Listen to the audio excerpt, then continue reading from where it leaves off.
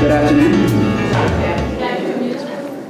All right, thank you all so much for joining us this afternoon for our Policy Hot Topics Forum by the title, Health Equity at the Crossroads. We have an illustrious panel of diverse policy stakeholders in several capacities that are being moderated by a tremendous policy stakeholder and policy champion in his own right. At this point in time, I would like to introduce our moderator for today's forum, Mr. Daniel Dawes. I would also like to invite you to be a part of this forum. This is an interactive forum, so we will be taking questions from the audience. I will prompt those questions, and we will get to as many questions as possible. We also invite you to engage in what we call our Twitter wall, okay? So this is an important cap to our discussion. This is an opportunity for us to have some critical dialogue and touch upon some of the topics that have come up during our breakout sessions and our opening plenary session. At this time, I would like to welcome Mr. Daniel Dawes. Thank you very much, Dr. Hopkins, and welcome to everyone. So I would think that a lot of you would be sick and tired of talking about politics and the political determinants of health. So it shows that you really care about this and you understand the implications for health equity moving forward.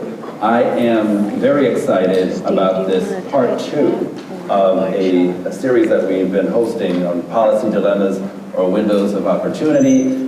We had the first forum a few months ago talking about the right to health equity. And in that first forum, we talked about the historical aspects of the ACA, and we explored the strengths and vulnerabilities of the Affordable Care Act, right? The big elephant in the room, using an equity lens. So today, we're going to really look at this issue and actually expand upon that by addressing some other implications, some other policy issues that we're currently faced with and will be facing soon. So without further ado, I really want to introduce our distinguished panel, who I know very well, I know many of you do as well, and have been incredible champions for health equity.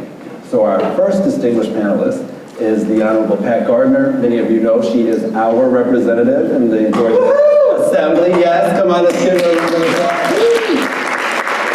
She's one of the two policymakers that I can say, without a doubt, knows the impact that social determinants of health has on our ability to advance health equity. And what we wanted to do was to bring on someone who is making policy, someone who is actually implementing policy, and someone who is using science to inform policy. So let me begin by introducing our first distinguished panelist, Pat Gardner. As you heard, she's someone that is near and dear to my heart. When I first got to Morehouse School of Medicine, I got here to Atlanta. She welcomed me with open arms. She introduced me and helped me, mentored me, helped me to understand how the legislature works here in our state and how to push and pull the appropriate levers to advance policy that would positively impact the communities that we care deeply about. So she represents our district. She's been a representative for 16 years. She is a proud wife, mother, and grandmother. She's been a former teacher and businesswoman. But most of all, she's been a consistent, reliable, and solution-oriented leader. Serves on all of the committees, basically, for the most part, that tackle the social determinants of health. So from appropriations to transportation, higher education, natural resources in the environment, and the Appropriations Committee, Health Subcommittee, which is a multi-billion-dollar subcommittee that has jurisdiction over Medicaid. So very, very pleased to have her with us. And just to give you an idea of some of the work that she's been involved in, Secretary of the House Minority Caucus, Chair of the Study Committee on Mental Health for the Fulton County delegation. She is a huge behavioral health champion. Do I have any behavioral health champions in the auditorium? Yes? Good. So this is your champion. And she has not only been a mentor to me, but she's also been a mentor to many of our students, our fellows, and our residents.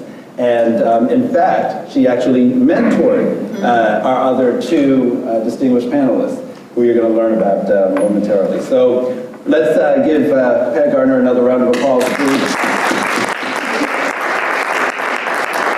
Then it is my pleasure and honor to introduce Chanel McGoy, Dr. McGoy, who is the Director of HIV/STD at the Tennessee Department of Health, and she oversees a state federal investment of resources that supports a comprehensive HIV/STD service delivery system. So she's looking at surveillance issues, prevention, care, treatment, housing, contracts, et cetera, in Tennessee. And not only is she the director of that major entity in Tennessee, but she's actually one of our proud, as you heard me say, Stature Health Leadership Fellows. And she actually, yes, she was in the first cohort, so she's really special to me because she was part of the first cohort of fellows that I got to meet when I got here and was extremely impressed with their brilliance and thoughtfulness when it comes to these issues. So she actually, not only is she a fellow, but she serves as the vice chair for the Southern AIDS Coalition for SAC, and she is chair-elect of NASTAD, the National Alliance of State and Territorial AIDS Directors. So she's just chair-elect for 2 more weeks, then she will be the full chair. So we are looking forward to working with her to address the HIV/AIDS-related health disparities in our system. So let's welcome Dr. McGoy, please. And then our third distinguished panelist is Carmen Dickinson Copeland. She's a biomedical scientist with 6+ years of training and experience in clinical and basic sciences. And we are very proud of her because she not only is a fellow, current fellow in the Stature Health Leadership Institute, but she received her master's and doctorate degrees from our institution, from Morehouse School of Medicine. So another plus for Dr. Dickinson Copeland. And just to give you an idea of some of the research she's been involved in, working on severe malaria pathogenesis. She's worked with the University of Ghana. She's done remarkable work nationally and internationally, and she is recognized for her scientific accomplishments. She's actually given 5 scientific presentations in peer-reviewed journals, 18 presentations at national and international meetings, and has received some distinguished awards such as the Young Investigator Award from the American Society of Tropical Medicine and Hygiene, and the Robert D. Watkins Graduate Research Fellowship from the American Society for Microbiology. And she actually uses her work to impact health equity beyond molecular science and looking at the gap between biomedical science and health policy research. So she's really a triple threat. You talk about biomedical science, clinical research, and policy, that's outstanding. So welcome, let us welcome Dr. Dickinson. So what I thought I would do is to start out by asking this general question. So when we talked about policy dilemmas or windows of opportunity, I wanted to build upon that and do this open-ended question. So I wanted to ask you guys, what are the policy dilemmas that have emerged recently? For example, we know the Affordable Care Act, right, and issues impacting that with repeal efforts, or the budget, budget cuts. So let's talk about those and opportunities that we can leverage. I'm going to start with you, Representative Gardner. Well, thank you very much for having me here. It's always fun as a policymaker or hopeful policymaker to be among the people who really know about health policy. And I could say certainly from Daniel and from many people in this room, I've learned a lot about health policy. It is a dreary day in many respects, but it is step one in a very long process. We know that the Republican plan for creating something that we can call Trump care passed barely, but it did pass the House today. And Daniel asked me to speak a little bit about the process that it would go through next, as well as some specifics about how I think it will impact on Georgia's health system, assuming we have such a thing as a system. So you know from basic civics that if a bill passes the House, can you hear me? It's on? Yeah, that would be Better? I just need to get closer. There, I do hear myself now. Thank you, sorry. Talk a little bit about the process. That it will need to go through and then tell you a little bit about what I think the impact on Georgia will be. You know, basic civics, a bill passes the House. It then goes to the Senate. We certainly expect the Senate to make some dramatic changes. If they choose to pass something, it will then have to go back to the House. The House will say, we don't agree. The Senate will then insist on its position, likely. I mean, assuming that all of this keeps moving forward, which there seems to be a big push for something to happen. And then a conference committee will be appointed, including both senators and House members. And they come up with a plan that then has to go through all these steps again. Not just passing the House as it did today, but it has to go through the committees. It has to go through the Rules Committee before it even gets to the floor, which is, of course, what happened today, barely. So as you know, Georgia is a state with a very high level of poverty. We have one of the lowest funded Medicaid programs in the nation. As an example, if Georgia's average recipient is in the range of $2,400 per person, and there are several million people in our Medicaid program, it is a big program for children. The national average is more like $3,600, and don't use my statistics because I leave the statistics to these folks to tell you. But if one of the things that they're thinking about doing in Washington is punting back to the states to make the decisions, and they have decided that they're going to give the amount of money that was currently being used in that state's program, and Georgia already has one of the poorest funded programs in the nation, you can see how Georgia will be hurt in some ways that is really worse than many other states. Who will suffer? I think we all know. First thing that happens is they reduce what they pay the providers. Providers drop out of the system. People can't get health care. It's abysmal way to think about it. I mean, if you have already a lean program and you're funded at a lower level than other states, are they going to do something to compensate for the fact that we have been a very lean state and chose not to expand Medicaid? I mean, we all know we've been paying for Medicaid for people in Michigan and other states. Our taxes have not gone down because we haven't expanded Medicaid. So it is a huge problem. We didn't talk about some of the specifics because I'm sure they'll change, but let's talk about that then. Because Okay. I'd love to get, especially Chanel's input Okay. as well as yours, Representative. Okay. So we know that the House just voted 217 to 213, very close vote, on this repeal bill. But in the bill, there are key elements, right? Just want to go through them quickly if you don't mind, is that okay? I hate for you to call it a repeal bill. That's just a slogan. Just a slogan, so I'm using their language. It's a slogan that So what would you call it? well, it's not replace and repeal, we know. Bastard bill. Okay, that's what I'm saying, okay. I won't echo that, but I hear you. So in the bill then, here's what they're targeting, right? We know it's not going to undermine the entire Affordable Care Act. They're going to leave in the delivery and payment system reforms. They're leaving the other pieces tied to comparative effectiveness research, et cetera. But there are insurance reforms that, are in this bill that I'd love to get your thoughts about in terms of how it would impact our ability to advance health equity. So it ends a tax penalty against people without coverage, okay? It ends Medicaid expansion funding. We never got it, so does that really hurt us then if they do so? Changes Medicaid from an open-ended program to one that gives states fixed amounts of money per person. Replaces the ACA's cost-sharing subsidies based mostly on consumers' incomes and premium costs with tax credits that grow with age. Okay, so we're no longer looking at your income status. We're looking at basically age and giving you a flat credit across the board there. And then it repeals taxes on the wealthy, on the insurance companies, the drug and medical device makers.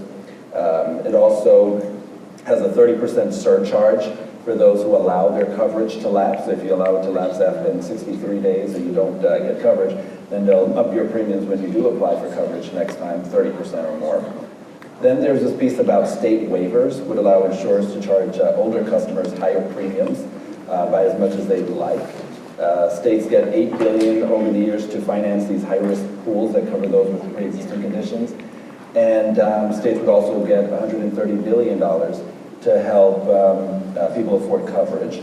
And then it says the ACA provisions, it would keep the ACA provisions that would allow dependents to stay on their parents' coverage up to the age of 26. So when you hear those specific pieces, right, very narrowly tailored, is that cause for worry then still? I mean, how does it impact our ability to advance health equity, especially for vulnerable populations? So Well, thoughts? yeah, no, I think what it does is it gives to a governor some options that can't possibly work. I mean, they're punting. Whoever thought we'd be talking about whether it was important to have pre-existing conditions covered in health insurance? I never thought we'd go back there. I mean, it's an outrage. Well, they're saying they didn't do it. They're allowing the states to do it. So in a very conservative state like ours, what do you expect? I'm told by some people who work in the governor's office that this plan is so unworkable that they are not going to set up a high-risk pool that might be funded for a couple of years and then run out of money. So Well, that's pretty hopeful then. I think the hopeful part, and we keep looking for our bright spots, is that there's a long road ahead for this legislation. It's pretty clear after 62 votes that the House was a little bit tired of talking about repeal and replace, their slogan. They finally passed it so that they could punt it to the Senate. And at this point, it really has put some pressure on state governments that are untenable from my point of view. So I hope that the governors, particularly the Republican governors, are going to scream loudly. And we're going to talk a lot about advocacy later, but this is a time. People are learning about health care. They care. Anger is a great motivator, as most of you know. And we need, as advocates, to make sure that they stay active and don't get worn down by the process, because it's really easy for that to happen. Yeah, I really want to hear from some of the experts here, but this is really important, obviously, to me. Absolutely. So Dr. McCoy? Sure. What we know is that Medicaid is the largest source of coverage for people living with HIV in our country. And so it provides coverage for about 40% of the people living with HIV around our country. So there's a recent analysis that showed that the increase in Medicaid coverage in expansive states also drove a nationwide increase in coverage for people living with HIV. So Tennessee is a state that did not expand, but we know that there are 32 other states as well as DC who did. So we are concerned about what that could do for people living with HIV and the coverage that they have. And how many folks living with HIV and AIDS live in your state? We have about 17,000 people. And how many Close of to them 18,000. actually have coverage through the exchange or through Medicaid and would actually benefit from Medicaid expansion? I'd be curious. Yeah, so that's a question I don't have an answer to how many people, but we, I think there are about 7,000 people who are covered under Medicaid. And then we also have Ryan White, which is the payer of last resort for people living with HIV. But we do also know that the recent proposals removes important protections that have prevented insurance companies from discriminating against people living with HIV. It makes it more expensive for them to have coverage and treatment. And so those are things that we're concerned about as we try to move forward in getting to zero and eliminating HIV in our country. Thank you. So it sounds to me that those pieces that would actually, I guess when you talk about the cost-sharing subsidies and the premium subsidies, when you talk about giving tax credits versus the subsidies based on your age, that we are separating, we would be creating this separate and unequal system then that would actually cause those who are sicker and older more costly coverage. It might even be out of reach for many of them because of a pre-existing condition. Right, pre-existing Essentially. Okay, got you. So let me actually ask this one then. So we're talking about health policy how does health policy take shape in the midst of leadership transitions, right? What policy dilemmas emerge which must be addressed, and what salient windows of opportunities are we afforded within a change of leadership? So I know you don't want to be Debbie Downer, we want to see the glasses half full. Right. I'd love to hear your perspective on that. Sure, some of the dilemmas that we are concerned about in the work that I do are policies that discriminate or create barriers and challenges for our LGBT community. So for example, some of the religious freedom policies that were introduced in federal as well as state that gives people the ability to refuse to provide services or marry persons based on their sincere religious beliefs. So, and we know that the president just signed such an executive order today. yes. Gotcha. Yes. And when you're talking about a vulnerable or marginalized population, so yes, to begin with, so someone who's living with HIV and AIDS or who may experience stigma based on sexual orientation or even race, there's this multiplicative effect of discrimination that they experience. And so with policies that are put in place to even further marginalize them can create barriers in them accessing healthcare. Thank you. So how about you, Dr. Dickinson Copeland? Any thoughts? Well, not wanting to focus on the negative aspects of what this could mean for us, but you know, as someone who looks at the health policy and health equity space, it definitely does create more barriers that allow this system of inequity to persist, making those gaps larger between the haves and the have-nots, and making the ability to obtain health equity practically impossible for those who are in poverty, those who are the isms, right? We're back to the isms again. And so it's very regressive. And I think that's the biggest dilemma. But on the other side, I think that in the midst of a leadership change, it allows people to really reassess their position. People who voted for 45, I'm sure right now they're thinking about that decision, right? And so as he's changing the landscape of health policy, the people who are most affected by it are now realizing that, I think. And I think that it's giving them the opportunity to reassess their positions. Although he's going to have staunch supporters no matter what he does, there's a large pocket of people in this country who are going to recognize that supporting his decisions are directly affecting their ability. So let me actually, jump on that last point, because I'd be interested as a scientist. When you think about, the windows of opportunity, right?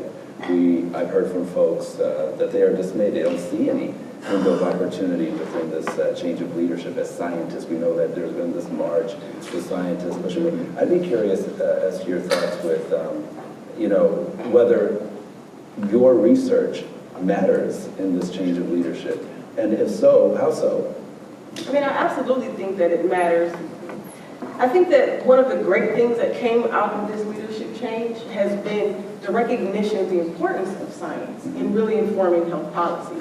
Politicians, no offense, but politicians have been the ones who made these pieces of legislation, right? And what we know is that by and large, they're not health scientists. They're not epidemiologists. They're not the people who really understand the ramifications of these decisions. And because their bottom line is a fiscal, it's a fiscal responsibility and not a human responsibility, that's something that particularly scientists that work in clinical research, we can't forget the human aspect of what it is that we do. And so it actually allows, I feel, the public to really get an opportunity to appreciate science, take us out of our ivory towers, if you will, and particularly with the Science March. I mean, you had all these really smart people who don't normally engage in political discourse, who took to the streets, by the thousands. And I think that is changing the message for this country and placing the emphasis on science. Appreciate that. So I'd actually love that, to piggyback on that, and ask Representative Gardner. You mentioned using science to inform and getting more active. We talked earlier about going to a discussion on advocacy, and as scientists and as a policymaker, how can they get involved? at this level, at the grassroots level, to inform policy, to help you as a policymaker, to help your colleagues? What would be most Setting aside the insurance system that we were talking about that has been pretty dismal for most of us today, if you think about what science has already given us, I mean, we look at progress that has been made with HIV, for example, and we look at how advocates are learning from the scientists, not necessarily the legislators. We don't respond until we hear from our constituents. So as you as scientists help the advocacy groups move, and I think HIV is a good example. I'm wearing purple today, and it's not because I always wear purple, but I have a friend in the audience who has been a wonderful citizen advocate for epilepsy. And she makes sure that I wear purple for all important occasions. Isn't that true, Brenda? That's right. Thank you. Thank you so very much. And I've spent a lot of time this year working with some public health advocates about cervical cancer. I mean, we now know, thanks to science, that there is a vaccine that prevents cervical cancer. Well, in California, my granddaughter, I said, well, is she going to have the vaccine? And her mother said, oh, yes, we have to sign a release if we decide not to do that. Well, in Georgia, we're way under 40% of young women and men who have actually had the vaccine, which is just crazy. I mean, I don't understand it, but it is. I mean, we think cervical cancer has to do with sex, and we can't talk about that, right? So when I brought it up that we should increase the educational process in the elementary schools, they said, oh no, we can't talk about sex. So we didn't get very far with that, but we do have a major initiative through the health departments to begin educating pediatricians and health departments. But I say all this just to really talk about what has happened when people are starting to learn about how healthcare works, as they look at the changes that have been proposed and how it will impact on them. They really are starting to care. And if we can keep that energy going through a next election and throw out some of the people in that Freedom Caucus who think it's all about money. It is not about balancing a responsible system with the best that we can do for human well-being. Are there groups then that perhaps folks can, because we did I believe a panel a few months ago where, folks had asked, well, as a scientist, how do I get involved? I don't even know where to begin. And we talked about, well, there's so many associations who do incredible advocacy work. Can you give us maybe some insight into perhaps some particular groups or things that they can do there? I love the name of Carmen's class. Yes. The Fierce Fighters. Fierce Fighters. We need fierce fighters to be helping in these organizations, and they tend to be organizations with a narrow focus. One of the places that I think we as a nation have really made some mistakes has to do with how we have allowed our reapportionment process to go forward. I mean, the people that draw the maps, we know gerrymandering is not illegal. Both the Democrats and the Republicans have abused the process. The Voting Rights Act brought some sanity to the representation of minorities, but what we're facing in almost every state are maps that have been drawn so that there are very few elections that are competitive in a general election anymore. You know that all the elections occur in the primary. And who wins in the primary? Often the most extreme candidates. So I didn't know if that's where you wanted me to go, but I do believe that we need to look at some of the structures of our democracy to make sure that there's adequate representation. And Georgia is the perfect example. We have 180 House members. There were 6 seats where either a Democrat or a Republican could have been elected. All the other seats were determined in a primary. I don't think that reflects our state. And we ended up with 120 Republicans and 60 Democrats. I don't think that reflects the balance of our state. So that's one way, but I think getting involved with the Mental Health Association does wonderful work. The Diabetes Association is very active in our state. The cancer, there's going to be a new cervical cancer coalition developing. So I think to go focus on, I hate to say the disease of the month, but you know, this year is the year about the autism spectrum. And we know we're terribly behind, not just in diagnosis, but in having available treatment in our state. So when these get on people's radar, and it's not just Democrats who have children on the autism spectrum, things start to change. So it's that involvement, and maybe you have to run for office one day. I think there's also a lot that can be learned from HIV activists in the late 80s, early 90s, and the work that they've done to secure funding for programs like Ryan White for care and treatment, as well as state-based advocacy groups that currently exist. In Tennessee, we have the Tennessee AIDS Advocacy Network, and each February, they're at the Capitol talking to legislators in our state, stressing to them the importance of funding for care and treatment and prevention dollars.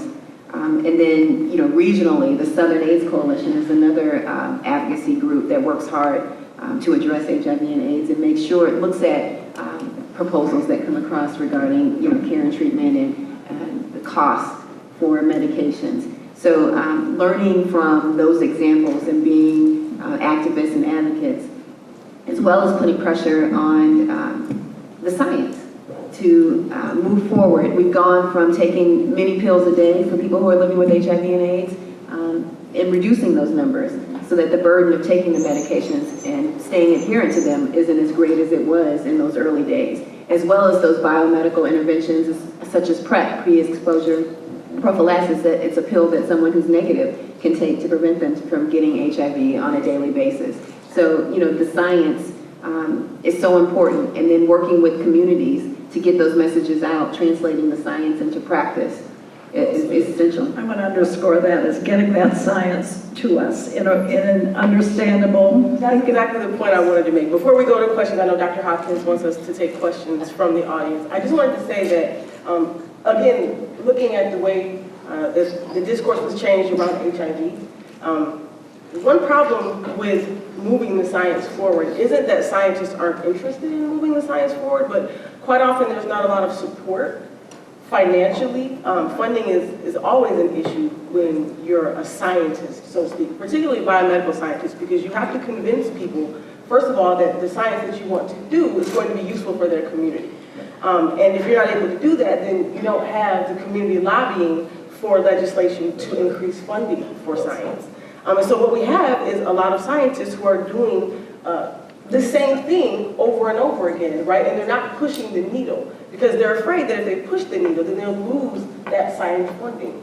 And it's a vicious cycle because it means that we don't move forward as far as public health, as far as biomedical research. And the result of that is, you know, is what we have now, which is a disinterest in science. So that's all I wanted to. Well, and I appreciate that. So I actually want to give kudos to the HIV and AIDS advocacy groups and the behavioral health groups, because I will tell you that early on when we were trying very hard to push for a health equity, a robust health equity agenda in the Affordable Care Act, you know, it was the HIV and AIDS advocacy groups that first said, you know what, we can tackle HIV/AIDS related disparities. I don't know if you remember the first HIV/AIDS strategy. And they pushed us to say, as we were developing the ACA, to say you should require that these other strategies around quality and prevention and health literacy also tackle the underlying disparities, right? So behavioral health actually was the first group that said, you know what, we can actually take this health reform negotiation and we can infuse a health equity agenda in there. So kudos to the behavioral health groups and kudos to HIV and AIDS groups and other groups as well that are in the room for that. So I'm going to open it up now to audience questions. I know we have about 20 minutes left. I'd love to open it up. I'm sure you're just dying to ask a question of our distinguished panelists. Who would like to be first?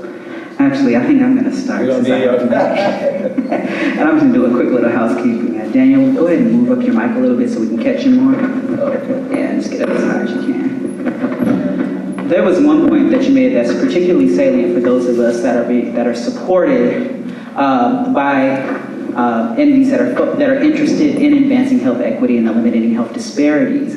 When it comes to translating the knowledge, as a community, I consider myself a community health researcher and a health research administrator here at Morehouse School of Medicine.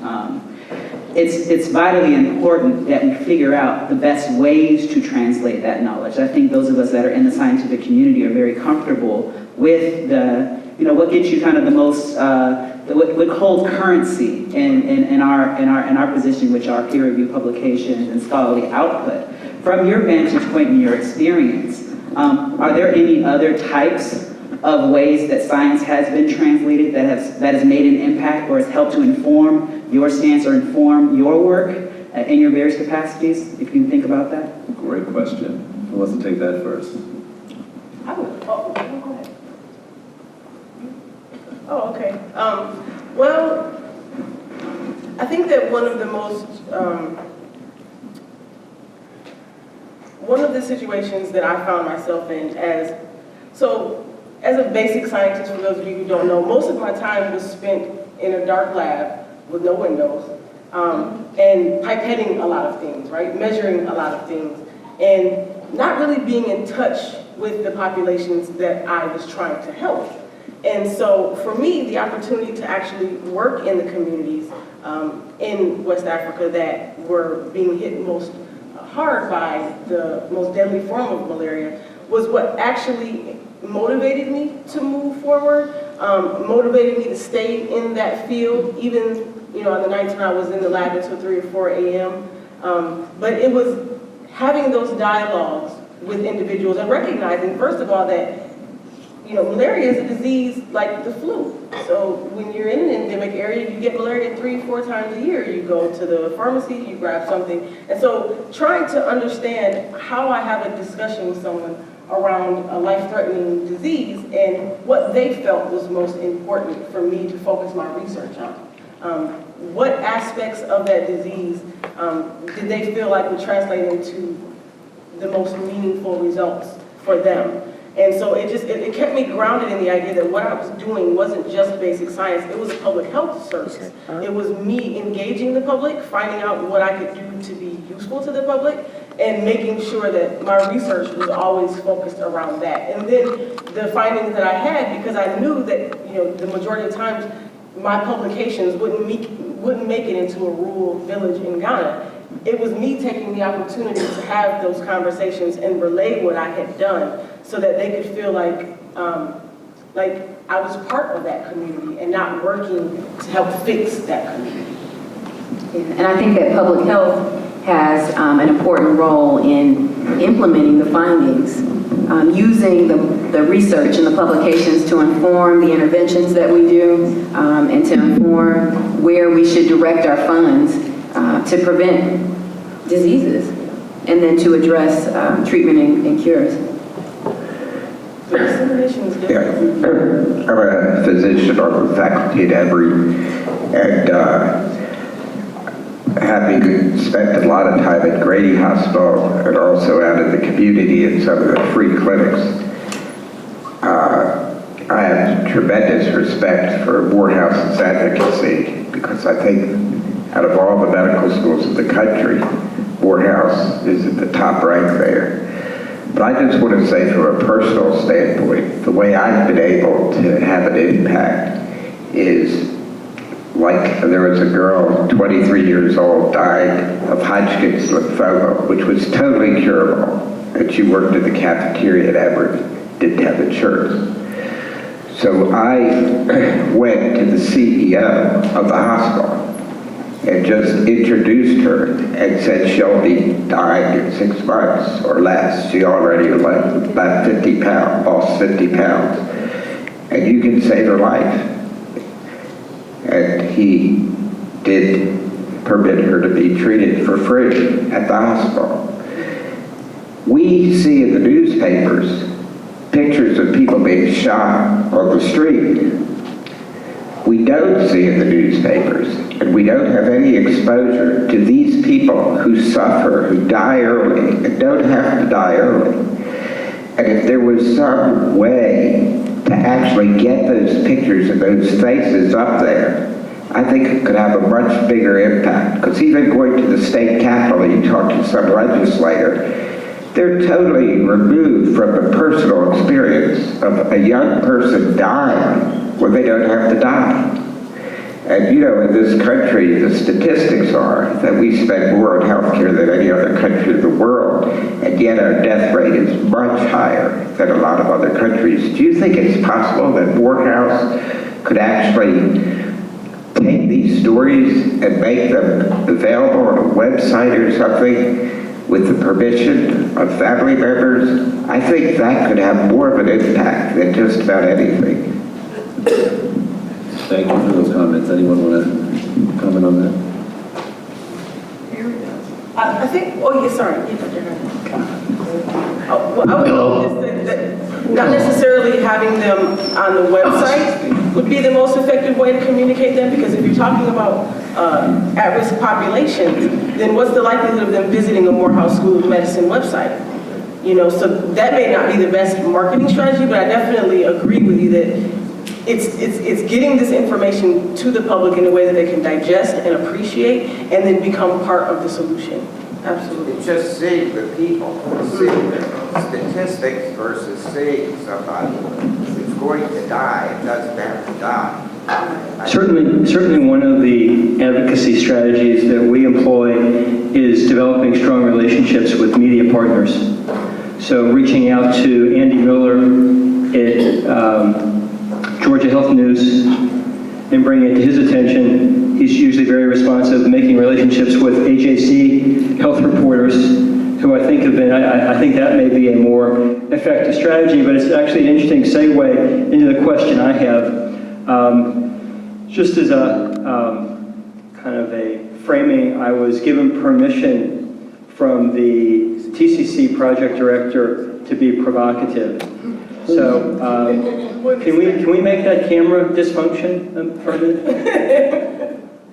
So my question is, politics today is very unforgiving. The legislature is very vindictive, particularly those in power. So while your perspective relative to Emory may be that Morehouse School of Medicine is very outspoken, I would actually argue the contrary and push my colleague, friend, and fellow advocate Daniel to say that in the public space, we are way quieter than I would like us to be. And I'm often asked, which is an interesting position to be for a middle-aged white guy, why they're not hearing more of the kinds of things that I'm saying when I'm out there talking from other leaders at Morehouse School of Medicine around the devastating things that are happening on Capitol Hill, including today, where, you know, we talk about leading in the creation and advancement of health equity, but yet these horrific things are happening, and I think we are relatively quiet. So my question is, how do we navigate that space, understanding that there may be retribution in the way of a loss of the resources that we depend on? I think it's a relevant question, not only for you, Daniel, but it's a space that I know you have to navigate, Chanel, and I'm sure you, Pat, understand what that looks like through the organizations that you work with, in terms of how do we actively engage in advocacy and public discourse in a political environment where there is real retribution that can come to bear. Yara, go ahead. I'll do your question now.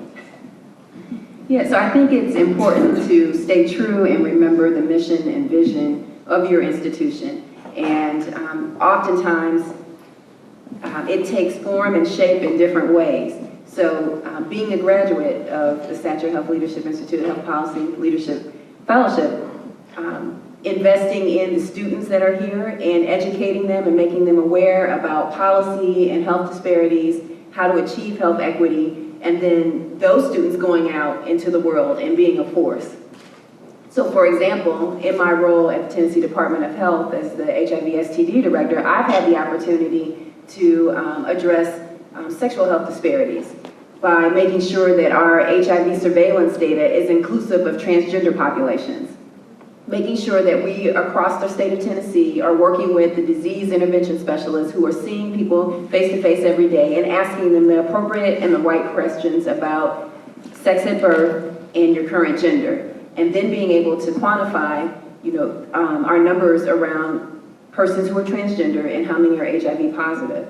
In addition to that, syringe services programs will pass this year in Tennessee. And I think that a lot of attention was brought to what happened in Scott County, Indiana, around a dual outbreak of HIV and hepatitis, looking at rural communities across our countries, where we've invested our HIV resources in large urban areas, metropolitan areas, but looking at what's happening with the drug abuse, opioid use situation in our rural communities. And so nobody wants to be the next Scott County, Indiana across the country who's doing the work that we're doing in the HIV space. And so, being proactive and having syringe services programs in Tennessee. So I think we have to look at what the institution's mission and vision is and invest in the students who can then go out and be a force to address these things around the issues in health policy around disparities and achieving health equity. So I think that's important. The school, the institution may not be as vocal as some may want, but you're training people, you're training students who can go out and address these issues.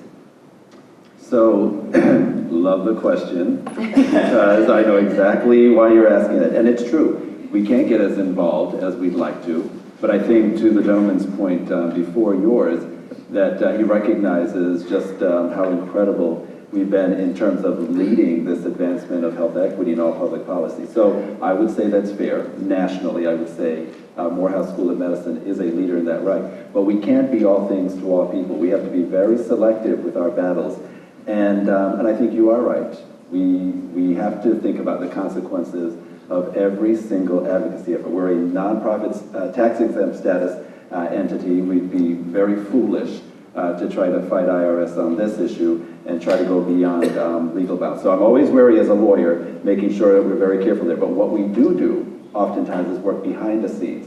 We work with coalitions, we work with alliances, associations across the nation on a host of issues to push forth this health equity agenda. Some things that directly impact the institution, we will absolutely speak up. So when we talk about the president's skinny budget, when you talk about reducing funding for the National Institute of Minority Health and Health Disparities, or the Agency for Healthcare Research and Quality, or the Office of Minority Health, wanting to eliminate it, we will fight and lead in that effort because we have been longtime champions of those. When it comes to Medicaid expansion, we understand, you know what, it would have a positive impact on our patients, but because of the bandwidth issue, again, we have to be very, very careful to, again, focus on what our policy priorities are, but then working with those strategic partners that have the bandwidth that can continue to push that. So that is always my struggle, always the struggle of our president here at the institution. I think it's a struggle for all of us. But I think that's a fair question. Anybody else have an answer or thought about that? I have some thoughts about successes that I've seen in terms of the autism spectrum, for example. I mean, the Marcus Center has done and continues to do really remarkable research to show that early intervention really can make a difference in a broad population of children. And this year, because I think of the work of the Marcus Center and the Emory Autism Center in educating people about how you can make a difference in pre-K. The governor put $65 million in the community health budget, and the plan for how that is being used is going to be left up to policymakers who are going to depend on the science that is developed by what you all do. The other thing I wanted to mention that I think we haven't talked about, and if you're in Georgia, you need to acknowledge the level of poverty. And one of the things that the governor did with looking at low-performing schools, it made it obvious that the research that is done by the scientists shows that it's not just bringing in a good teacher. There's a lot more that is involved in that community that keeps those kids from learning how to read by the 3rd grade. And out of that came some interest in what would you do in the school? You would have and because I worked in behavioral health, and we were trying to think about how to develop children's mental health services, and somehow it wasn't working that a mother had to take her child out of school and go to a doctor's office. They talked about having, in many of these low-performing schools, some school-based health centers with a behavior intervention expert, and they really have put a lot of money in the budget to begin changing the school climate, so that if a kid is acting out, you don't send them home. You send them to talk to somebody who's at the school and helps the kid get back on track. We know kids can be helped if they're paid attention to and intervened with early on. So that's some places where I think the research has helped the policy move. Excellent, thank you. So we have 2 more responses.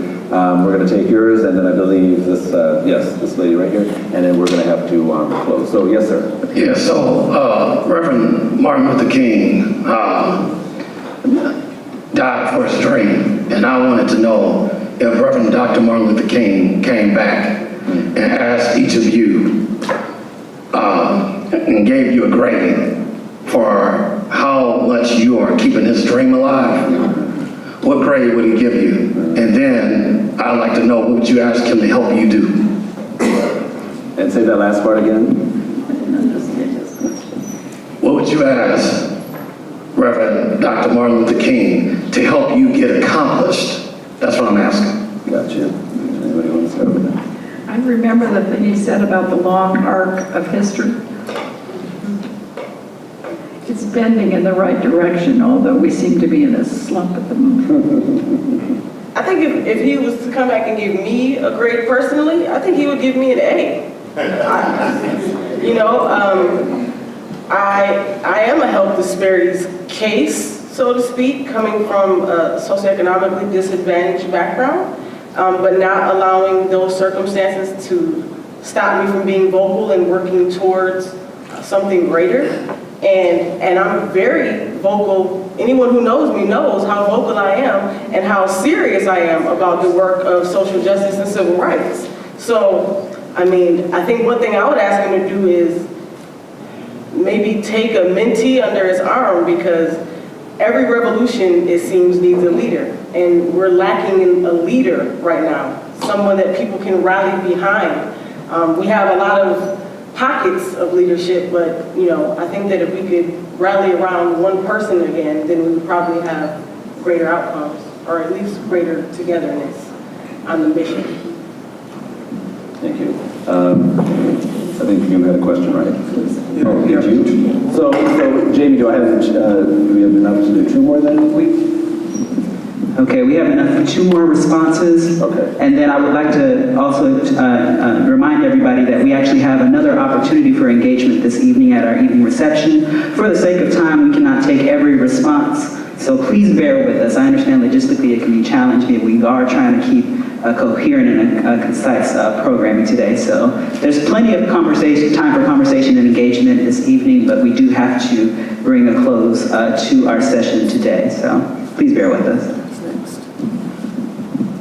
So specifically, I work with behavioral health, and I just want to also just engage the board in thinking about looking at fear as being an opportunity. We talked a lot about poverty, especially for Georgia. So how is it that we can utilize, or I guess reduce, the amount of fear that we have for individuals in order to speak up, as it relates to mental health or behavioral health or health disparities as a whole.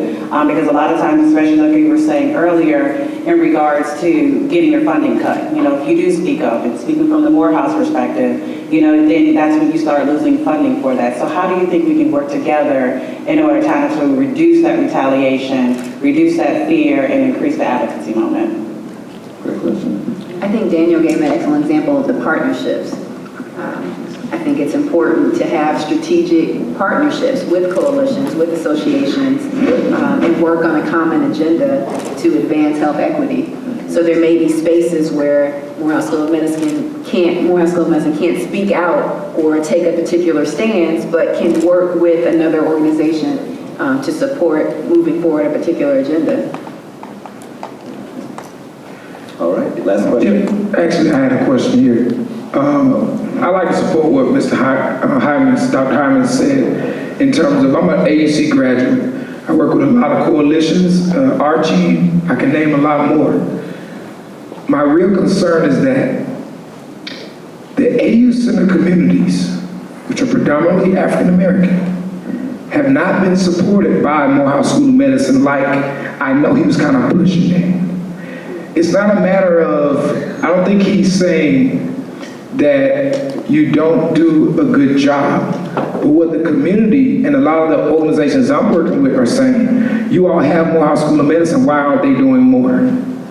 So what can I say to those organizations when we come here and you're saying, well, we have to make a decision about what are we gonna, this is our community. And a lot of other people don't want to come here and solve our problems. However, the resources are in our community. That's why other people won't come. So my question to you and any other leadership at all of the AU Center schools, the world is wondering, how can we be the largest conglomeration of African American schools and organizations in the world, but yet all of our schools are in debt, probably not Morehouse School of Medicine, but the rest of the schools are in debt, and we need to figure out how to solve these health disparities, because all of that is in relation to the conversation we're having today. So I'd like to know, what is the real level of commitment that Morehouse School of Medicine has to the AU Center community, West End, Vine City, English Avenue, because there's other organizations who have a vested interest in it, and they don't do anything in the health disparities area. I think it's a great point that we have to tackle. We obviously have the Satcher Health Leadership Institute, we have our prevention research center, we do stuff with Octavia, Kentucky, and others, but I think there's a lot of things that are going on. We need to do a much better job in terms of promulgating that, communicating it, and then of course making sure that we're affirmatively reaching out to others in the AUC then and bring them on board and to talk about how we can tackle it and increase community engagement. So I appreciate those comments. All right, last we have a last comment from the audience. Last comment question. Thank you. I don't have a question, but I do have comments. In terms of what grade would Dr. King give our Representative Gardner, he'd give her a VS 100 equals A++ and a smiley face. Because That's how I get elected. People like her. because that's the score she got from me when she took my Get Seizure Smart quiz. And also, in partnerships, take an example from her, adding that personal touch. When I first reached out to her, she's been there from the very, very beginning, even to the point of attending our neighborhood association meetings, both she and her husband.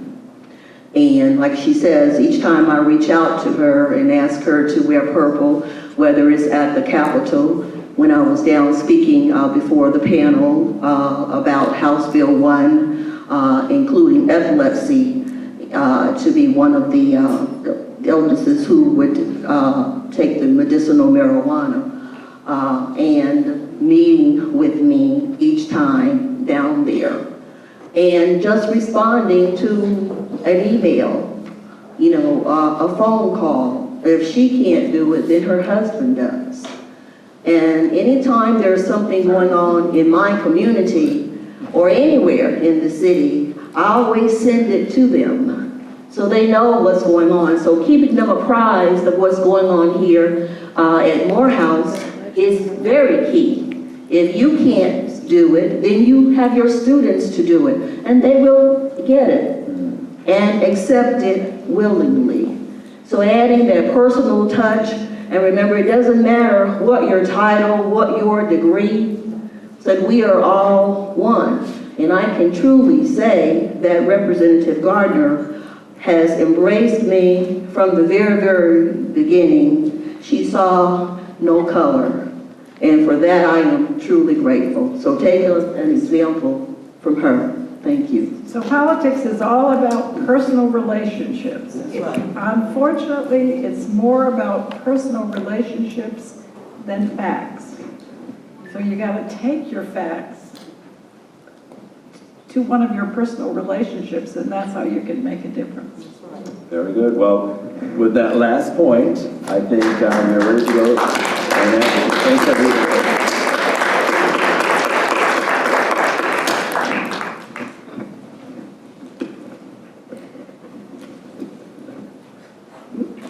Can we give one more round of applause for our moderator and panelists for the Policy Hot Topics Forum? All right. Yeah, we had some great conversation there, some great dialogue, and one thing I want to stress, the importance of us carrying on the conversation, okay? Don't let it end here in the auditorium of Morehouse School of Medicine. The goal of our TCC is to support the research and the discovery, translate that information into meaningful knowledge, and to disseminate that information to various stakeholders at multiple levels of influence. So this is our opportunity to kind of serve as a catalyst for that dissemination. So by all means, keep the conversations going, and by all means, join us for continuing the conversations later on in the other parts of our programming this evening.